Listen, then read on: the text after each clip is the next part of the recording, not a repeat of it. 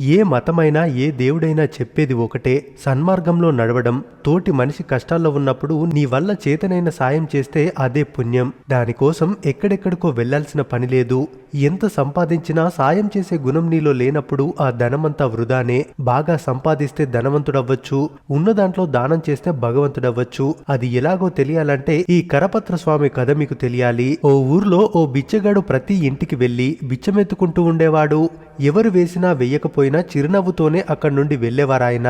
ఎన్ని అవమానాలు చేసినా పట్టించుకోరు, అందరూ బాగుండాలనే కోరుకునేవారు. అయితే ఓ రోజు ఆ బిచ్చగాడు ఓ ఇంటి ముందు ఆగి భవతి భిక్షాం దేహి, మాతా అన్నపూర్ణేశ్వరి అని అరిచాడు. ఆ ఇంటి యజమాని పండితుడు. అతను అరుగు మీద కూర్చొని పారాయణ చేసుకుంటున్నాడు. తన మాటలు ఆ ఇల్లాలికి వినిపించలేదేమో అని ఆ బిచ్చగాడు మళ్లీ గట్టిగా భవతి భిక్షాం దేహి, మాతా అన్నపూర్ణేశ్వరి అని అరిచాడు. అది చూసి ఆ పండితుడికి కోపం తన్నుకొచ్చింది. నేనిక్కడ కళ్ళ ముందే ఉన్నా నాతో మాట్లాడకుండా లోపలెక్కడ ఉన్న నా భార్యను పిలిచి భిక్షం అడుగుతాడా? ఈ ఆస్తి నాది, ఈ సంపాదన నాది, అలాంటి నన్నే పట్టించుకోడా?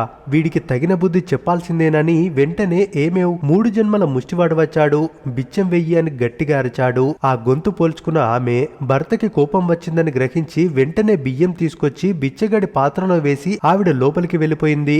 కానీ బిచ్చగాడు మాత్రం కదల్లేదు. అతని చేతిలో కర్ర కూడా ఉంది.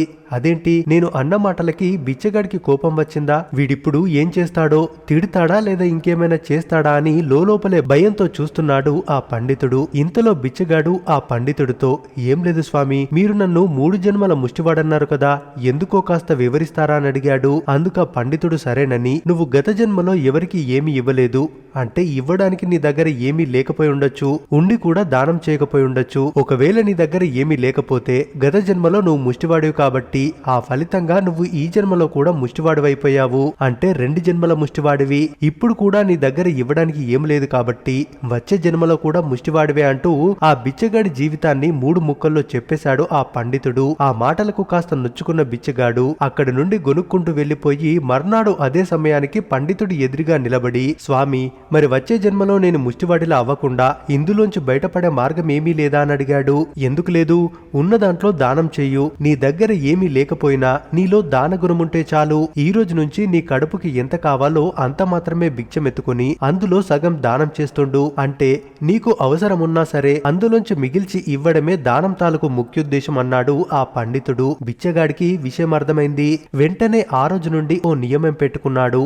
తనకి ఎంత అవసరమో అంతే అడుక్కుని అందులోంచి సగం దానం చేయాలి. దానికోసం తన చేతినే భిక్షపాత్రగా చేసుకుని అందులో పట్టినంత మాత్రమే తీసుకుంటూ అందులో సగం దానం చేస్తూ సగం మాత్రమే తిన్నాడు. దాంతో బిచ్చగాడికి బిచ్చమెత్తుకునే ఇళ్ల సంఖ్య తగ్గిపోయింది. కొద్ది రోజుల్లోనే ఇతను ఎవరి దగ్గర పడితే వారి దగ్గర బిచ్చమెత్తుకోడు. ఇతను మన ఇంటికొస్తే బాగుండు అనుకునేవారు జనాలు. ఎందుకంటే ఆ బిచ్చగాడు ఇంటికొస్తే ఆ ఇంటికి మంచి జరుగుతుందని. అంతేకాదు, మొన్న వాళ్ళింటికెళ్లాడు, నిన్న వీళ్ళింటికొచ్చాడు, ఇవాళ మనింటికి తప్పకుండా వస్తాడని ఆ బిచ్చగాడి కోసం పవిత్రంగా వంట చేసేవారు. అయితే ఆ బిచ్చగాడు అలా దానం చేయడం చూసి అతనిలో ఏదో గొప్పతనం ఉందని 10 మంది బిచ్చగాళ్ళు చుట్టూ చేరి నువ్వే మా గురువన్నారు. కానీ అతను ఒప్పుకోలేదు. ఏదో ఆశించి తన దగ్గరికి వచ్చే వాళ్ళ ప్రవర్తన అతనికి నచ్చకపోవడంతో ఎవరికి చెప్పకుండా కాశీకి వెళ్లిపోయాడు ఆ బిచ్చగాడు. అక్కడే ఓ చెట్టు కింద కూర్చొని ధ్యానం చేసేవాడు. అందరిలాగా ఒక అరగంట కూర్చొని ఏది వస్తే అది తీసుకుని వెళ్లిపోయే వ్యక్తి కాదు. సాయం చేయండి, ధర్మం చేయండి అనే మాటలు కూడా ఎప్పుడూ వినిపించేవి కావు. ఎప్పుడు ఏదో ఒక ధ్యానంలో ఉంటూ ఉండేవారు. అలా ధ్యానంలో ఉండగా అతని దగ్గర పడిన డబ్బులు లేదా బియ్యం ఇవన్నీ కూడా అతను వెళ్ళాక ఎవరో తీసుకునే వాళ్లే తప్ప అతను ఏనాడు వాటిని ఆశించలేదు. ఇలా కొన్నాళ్లు గడిచేసరికల్లా అతని మీద 10 మంది దృష్టి పడింది. అతను ఒక సాధకుడని, కారణ జన్ముడని, అతనికి ఏం చేసినా మంచి జరుగుతుందని చెప్పి అతని పేరుతో ఓ వేద పాఠశాల, ఒక సత్రం కూడా నిర్మించారు. అతని పేరును కరపాత్ర స్వామీజీ అని ప్రజలే ఆ పేరు పెట్టారు. అంటే కరమే పాత్రగా కలిగిన వ్యక్తి అని అర్థం. తక్కువ సమయంలోనే అతని పేరు ఆ చుట్టుపక్కల ఊర్లలో వ్యాపించడంతో తన పేరు మీద స్థాపించిన సత్రాల్లో బస చేసేవారు వచ్చిపోయేవాళ్ళు. కానీ ఇతనికి ఈ విషయాలేవీ తెలియవు. ఇతడు మాత్రం రోజు నదికి వెళ్లి స్నానం చేసి ధ్యానం చేయడం, మధ్యాహ్నం బిచ్చమెత్తుకోవడం, తనకు వచ్చిన దాంట్లో సగం దానం చేస్తుండడం యథాతథంగా జరుగుతోంది. కొన్నాళ్ళైన తర్వాత అతను కూర్చున్న దగ్గరికి చుట్టుపక్కల ఊర్ల జనాలు వచ్చి నిలబడేవారు. స్వామిని చూసి దండం పెట్టుకుని వెళ్లిపోయేవారు. ఇక వారి కోసం అన్నట్టుగా అక్కడ అక్కడ నీడని కల్పించడం కోసం పందిళ్లు వేయడం మొదలుపెట్టారు అక్కడి పెద్దలు. తక్కువ కాలంలోనే ఆ ప్రాంతం పెద్ద తీర్థయాత్రగా మారిపోయింది. ఇంకొన్నాళ్ళయ్యాక ఓ సమావేశం ఏర్పాటు చేస్తూ ఈయన్నే పెద్దగా పిలవాలని భావించి ఆ సభా బాధ్యత అంతా వాళ్లే భరిస్తూ కరపత్ర స్వామీజీని పిలిచారు. అందులో మాట్లాడుతున్న పెద్దవాళ్ళందరూ కూడా నాకు ఈయన 15 ఏళ్లుగా తెలుసు. వీరిని చూసిన తర్వాత నాలో ఏదో తెలియని మార్పు. అంతేకాదు కొన్ని కుటుంబాలైతే మేము ఈయనకి దండం పెట్టిన తర్వాత మా పిల్లకు పెళ్ళైందన్నారు. మాకు ఉన్న అప్పులన్నీ తీరి కష్టాలు తీరిపోయాయన్నారు.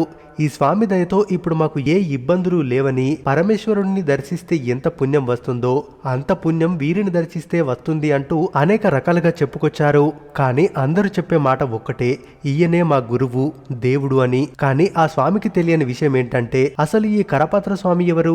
ఇన్నాళ్ళు కాశీలో ఉండి వారిని దర్శించుకోలేకపోయాను, ఎంత దౌర్భాగ్యుణ్ణి అని. ఇక నాకు ఉన్న దాంట్లో తోటి వారికి సాయం చేశాను, ఆ మాత్రం దానికే ఈ జనాలు నన్ను దేవుణ్ణి చేశారు. దీనంతటికీ కారణం ఆ పండితుడు అని గ్రహించి ఆ ఊరికి బయలుదేరాడు. అయితే దారిలో ఇతన్ని గుర్తించిన వాళ్ళు, కలిసి చూసి వచ్చిన వాళ్ళు, అక్కడ వేదం చదువుకున్న వాళ్లే కాదు ఆ సత్రంలో భోంచేసిన వాళ్ళు అందరూ ప్రతి గ్రామంలో ఆయన్ని చూసి స్వాగతం పలకడం, ఆయనకేదో ఇవ్వడం, అతను ఆ ధనాన్ని ఆ గ్రామంలోనే ఖర్చు పెట్టమని చెప్పి పెద్దలకు ఇచ్చేస్తూ తానేమీ తీసుకోకపోవడంతో ఈయన ఖ్యాతి ఆ నోట ఈ నోట ప్రతి గ్రామానికి చేరింది. అందరూ ఇతని కోసం ఎదురు చూసేవారు. ఎట్టకేలకు అతను బిచ్చమెత్తుకున్న మొదటి గ్రామానికి వచ్చాడు.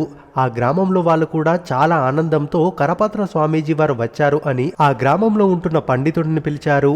ఆ పండితుడు వెళ్తూనే పాద నమస్కారం చేశాడు. ఆయనను మంత్రపూర్వకంగా తీసుకొచ్చి వేదిక మీద కూర్చోబెట్టారు. ఇక స్వామీజీ కూడా మాట్లాడడం అయిపోయిన తర్వాత నాకు భిక్ష సమయమైంది, నేను వెళ్లిపోతానని చెప్పడంతో పండితుల వారు మా ఇంటికి భిక్షకి దయచేయండి అని పిలవడంతో స్వామీజీ వెంటనే అంగీకరించారు.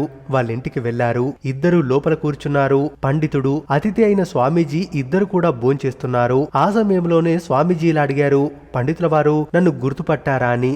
అబ్బే, నేనెప్పుడూ కాశీ మహానగరం రాలేదండి, నాకు అంత అవకాశం కూడా రాలేదన్నాడు ఆ పండితుడు వినమ్రంగా. సరే, నేనెవరో చెప్తా వినండి అన్నాడు. నేను మీరు అనుకున్నట్టు పెద్ద స్వామీజీని కాదు, మీ 3 జన్మల ముష్టివాణ్ణి అని చెప్పాడు ఆ స్వామీజీ. ఆ మాటలు వినగానే పండితుడు ఒక్కసారిగా భోజనం ఆపేసి తేరగా చూస్తుండిపోయాడు. ఆ ఇల్లాలైతే ఏకంగా కన్నీరు పెట్టుకుంటూ వచ్చి స్వామి పాదాలపై పడి పతిభిక్ష పెట్టమని ప్రార్థించింది.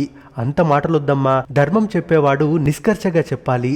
ఆనాటికే కాదు ఈనాటికి నేను సామాన్యున్నే. కానీ ఆ రోజు పండితుల వారు అంత తీవ్రంగా అంత కఠినంగా చెప్పకపోతే నాలో ఈ మార్పు వచ్చేది కాదు. నేను ఈనాడు ఈ స్థితికి వచ్చేవాని కాదు.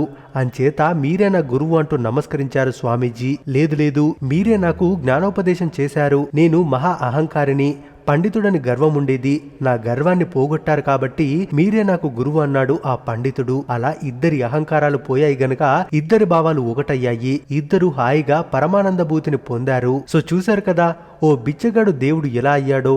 ఆ పండితుడు చెప్పిన మాటతో ఆ బిచ్చగడి ఆచరణ తోడవ్వడం వల్ల ఇప్పటికీ దేశంలో ఆ స్వామి సత్రాలు ఎంతో మంది ఆకలి తీరుస్తున్నాయి. ఆయన పేరు మీద ఇప్పటికీ బెనారస్ యూనివర్సిటీ అవార్డు ఇస్తున్నారు. ఇలా బ్రతికినన్నాళ్ళు తాను నమ్మిన సిద్ధాంతం కోసమే పాటుపడి ఎంతో మందికి ఆదర్శమయ్యారు కరపత్ర స్వామీజీ. మరి ఈ స్వామి గురించి మీరేమనుకుంటున్నారో మీ అభిప్రాయాన్ని కామెంట్స్ రూపంలో తెలియజేయండి.